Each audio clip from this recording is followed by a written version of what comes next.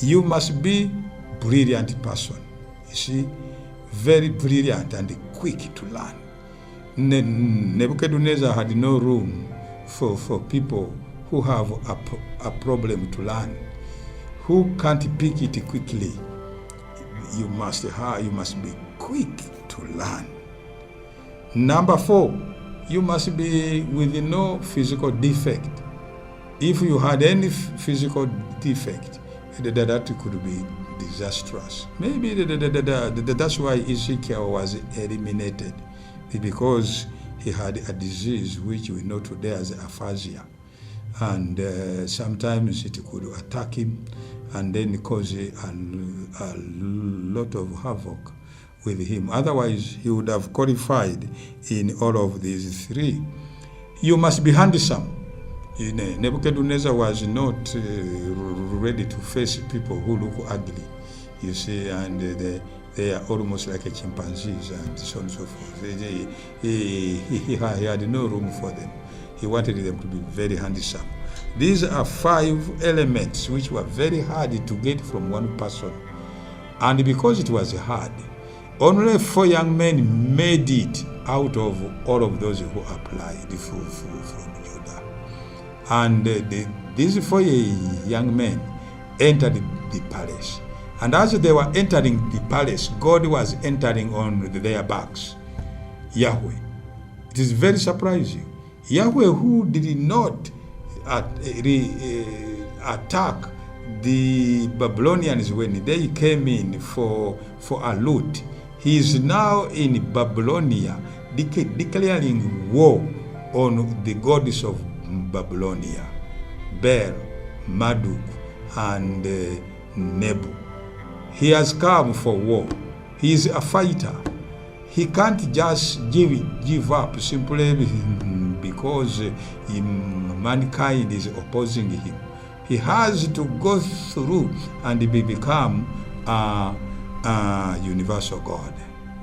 And you know so well, as Daniel entered and his companions, Yahweh entered the palace of Babylonia, where he's going to cause havoc for sure. If you know what the word havoc means, there it is. Yahweh is going to cause havoc. The first one he started with was to reject food.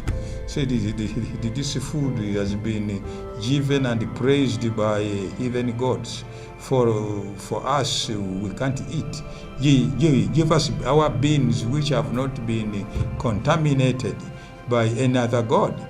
And they gave them beans and tested us for 10 days. And after 10 days, they were very brilliant. They were the more handsome than others. And of course, they immediately caught the eye of this egotistical king, who is Nebuchadnezzar. And he gave them higher positions because they were very brilliant. And Nebuchadnezzar was very much at home with the people who are brilliant. Wonderful thing. People who are very brilliant, Nebuchadnezzar loved. One day, the king dreamt a dream which he could not remember. He summons his magicians. The magicians immediately warn him as he's wasting his time. Something he's asking does not belong here. Nobody, even the gods who do belong here, can answer that query of a dream which he has forgotten. Nobody can interpret it. Nebuchadnezzar was furious, extremely to say the least. And then he orders them to be slaughtered as animals they are. He says, I have been feeding you here and you are hopeless. And Daniel and his 3 companions were among those people who were supposed to be taken to be killed.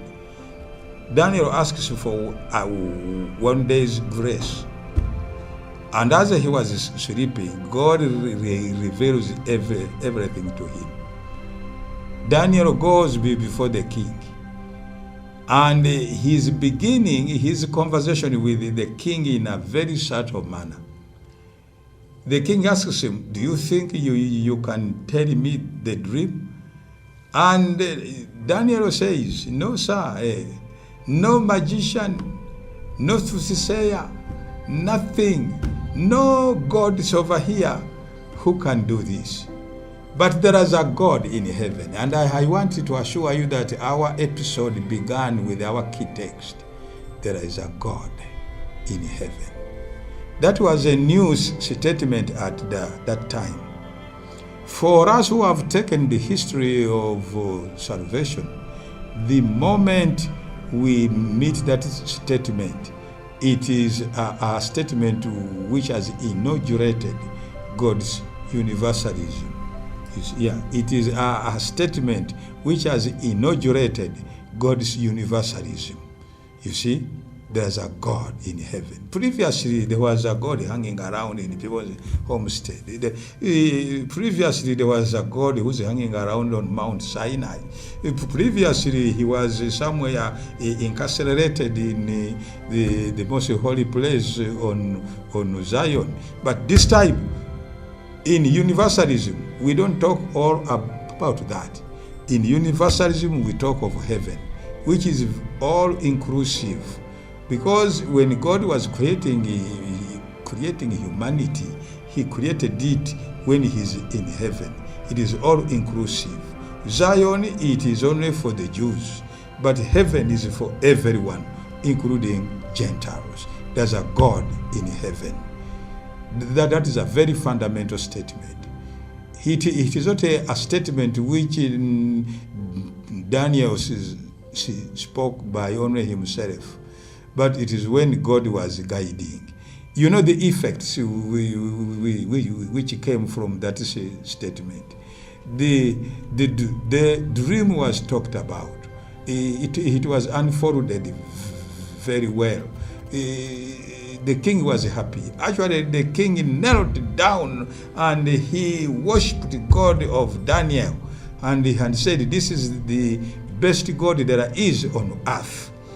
Where on earth would have a heathen king without exile discovered such a God? In the book I wrote, which is called The Defenseless God, which is soon to go on Amazon in the end of May, I made it very clear that without exile, no way would God of heaven would have been known, understood universally. My dear friends, let us thank God for conquering this big feat of coming to the top of universalism. Because from now onwards, all the revelation will be planning for everyone, not only Jews. It will be a plan for universal collaboration with God. God will call up to the end of the whole earth, and the whole earth will worship him. That's what the literature of Exile says. The whole earth will worship him. And that's why we are here now. We who are not Jews, at least breaking down the love of God to everyone, showing how God has struggled patiently for you and for me, so that we may believe him spontaneously and with no cohesion. And we say, you deserve love, you deserve my faith. I'll always love you, God. I'll always be yours, and my faith will never fall away from you.